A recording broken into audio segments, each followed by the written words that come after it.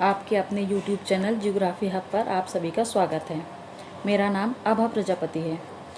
इस चैनल का उद्देश्य आप सभी तक भूगोल से संबंधित विषय सामग्री को सरल एवं सहज रूप में उपलब्ध करवाना है। तो आइए शुरू करते हैं। जनसंख्या भूगोल के अंतर्गत आने वाले टॉपिक प्रवास के सिद्धांत।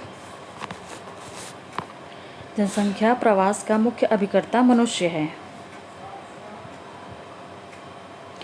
जो बहुत ही गतिशील और विचारशील तत्व है, जिसके व्यवहार में अनिश्चितता पाई जाती है। यही कारण है कि जनसंख्या प्रवास के संबंध में किसी निश्चित नियम या सिद्धांत का प्रतिपादन करना अत्यंत कठिन कार्य है।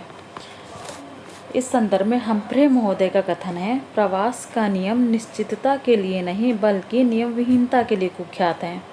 अर्थात प्रवास के संदर्भ में कोई निश्चित नियम नहीं बनाए जा सकते हैं। प्रवास के संदर्भ में कुछ नियम हैं जो निम्नलिखित हैं। तो आइए देखते हैं एक एक करके कौन से नियम है। नंबर 1, रेवेनस्टीन का प्रवास नियम, जिसे इंग्लिश में रेवेनस्टीन लॉ ऑफ माइग्रेशन भी कहते हैं।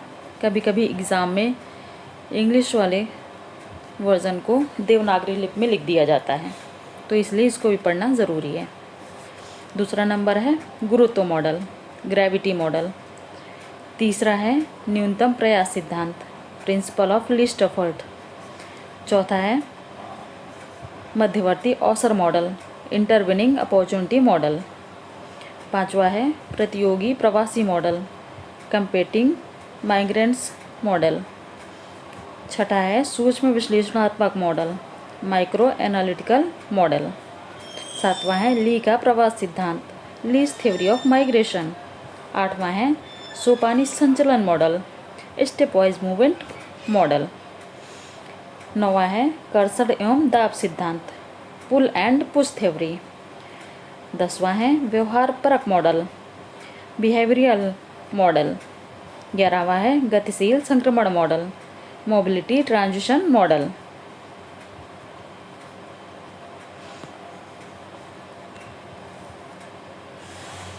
अब आइए देखते हैं सबसे पहला सिद्धांत, रेवेनस्टीन का प्रवास नियम। मानव प्रवास के संबंध में सन 1889 में रेवेनस्टीन ने सर्वप्रथम किसी सिद्धांत का प्रतिपादन किया। इन्होंने ग्रेट ब्रिटेन के काउंटी स्तर पर होने वाले प्रवासों के आनुभविक आधार पर प्रवास के नियम का प्रतिपादन किया।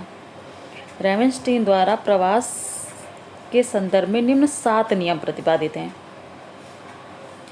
जिसमें से पहला है प्रवास और दूरी, माइग्रेशन एंड डिस्टेंस, जिसमें इन्होंने क्या कहा है, अधिकांश प्रवासी लघु दूरी तक ही स्थानांतरित होते हैं, जिसके परिणाम स्वरूप जनसंख्या में स्थानीय परिवर्तन एक सर्वव्यापी घटना है। इससे प्रवास धारा उत्पन्न होती है, जो बड़े व्यापारिक तथा औद्योगिक केंद्रों की ओर अग्रसर होती है। इसका कारण यह है कि इन केंद्रों में अधिक प्रवासियों को धारण करने की क्षमता होती है ना। यह नियम 2 प्रकार से क्रियाशील होता है। नंबर ए, दूरी क्षय कार्य, डिस्टेंस डिके फंक्शन, जिसके अनुसार दूरी बढ़ने के साथ साथ प्रवास की मात्रा घटती जाती है। दूसरा है लंबी दूरी के प्रवासी बड़े व्यापारिक तथा औद्योगिक केंद्रों को प्राथमिकता देते हैं, है ना।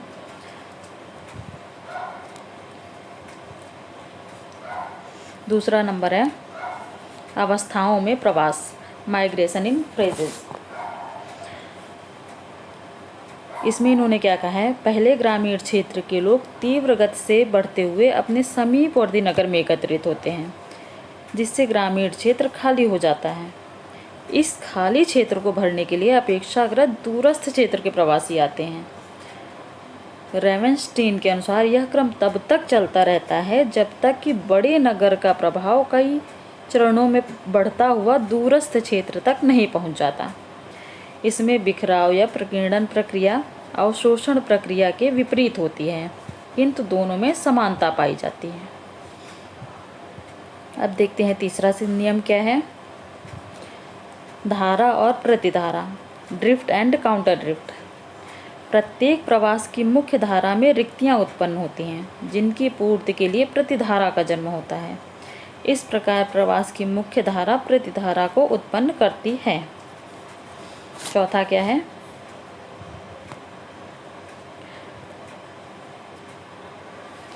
ग्रामीण नगरीय विभेद, रूरल अर्बन डिफरेंशियल। इसमें इन्होंने कहा है नगर निवासियों में ग्राम निवासियों की तुलना में प्रवास की प्रवृत्ति कम पाई जाती है। इसका कारण यह है कि नगरीय केंद्रों में जीवन की सभी सुख सुविधाओं के साथ रोजगार के नए नए अवसर उपलब्ध होते हैं, जिससे नगर निवासियों को बाहर जाने की आवश्यकता कम होती है। सही बात है। शहरों में ये सारे, चाहे स्वास्थ्य ले लो, चाहे एजुकेशन ले लो, सारी सुविधाएं रहती हैं, जबकि गांव में नहीं होती हैं, तो गांव के लोग शहर आते हैं, है ना। ग्रामीण क्षेत्रों में ऐसी सुविधाओं के अभाव में वहाँ के लोग अन्य स्थानों के लिए प्रवास के इच्छुक होते हैं, है ना। ठीक है, बिल्कुल। पांचवा देखते हैं, स्त्रियों की बहुलता, फीमेल मेजॉरिटी। लघु दूरी के प्रवास में स्त्रियों की बहुलता पाई जाती है, जबकि लंबी दूरी के प्रवास में स्त्रियों की भागीदारी बहुत कम होती है। लघु दूरी के प्रवास में सबसे बड़ा कारण विवाह है। आसपास के क्षेत्रों में ही महिलाओं का विवाह होता है, तो इस वजह से उनका प्रवास लघु दूरी तक ही होता है। नंबर 6 देखते हैं, तकनीकी विकास और प्रवास, टेक्नोलॉजिकल डेवलपमेंट एंड माइग्रेशन। तकनीकी प्रगति के साथ साथ जनसंख्या के प्रवास की मात्रा में वृद्धि होती है। बिल्कुल सही है।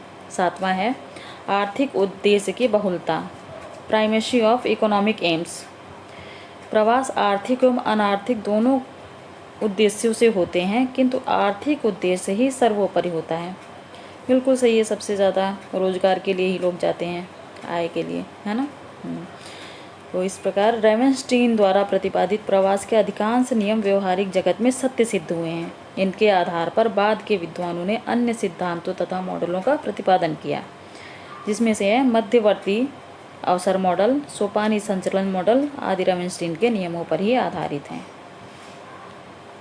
इस टॉपिक से संबंधित कुछ प्रश्नोत्तर देख लेते हैं। प्रश्न नंबर 1, रेवेंस्टीन के प्रवास नियम के प्रतिपादन का वर्ष निम्नलिखित में से कौन सा है? Option number A 1889, option number B 1989, option number C 1890, option number D 1840। बताइए कौन सा है? 1889, ऑप्शन नंबर ए सही उत्तर। प्रश्न नंबर 2, रेवेंस्टीन द्वारा प्रतिपादित प्रवास के कितने नियम हैं? अगर आपने टॉपिक को ध्यान से सुना होगा तो आपको पता होगा। Option number A 5, option number B 10, option number C 7 या ऑप्शन नंबर डी 12। कौन सा होगा? Option number C 7। Question number 3 देखते हैं, निम्नलिखित में से कौन से सिद्धांत रेवेंस्टीन के सिद्धांत पर आधारित हैं? नंबर ए गुरुत्व मॉडल, ऑप्शन नंबर बी सोपानी संचलन मॉडल, ऑप्शन नंबर सी कर्षण एवं दाब सिद्धांत, ऑप्शन नंबर डी मध्यवर्ती अवसर मॉडल और सोपानी संचलन मॉडल। कौन सा होगा? ध्यान से ऑप्शन देके बताइएगा, जल्दी जल्दी में बी मत टिक कर दीजिएगा। ऑप्शन नंबर डी मध्यवर्ती अवसर मॉडल और सोपानी संचलन मॉडल। चलिए दोस्तों, यहाँ पे आज का सेशन समाप्त होता है। अगले वीडियो में हम आगे के नियम की व्याख्या करेंगे। अगर वीडियो पसंद आया हो तो सब्सक्राइब ज़रूर करिए चैनल को। धन्यवाद। नमस्कार।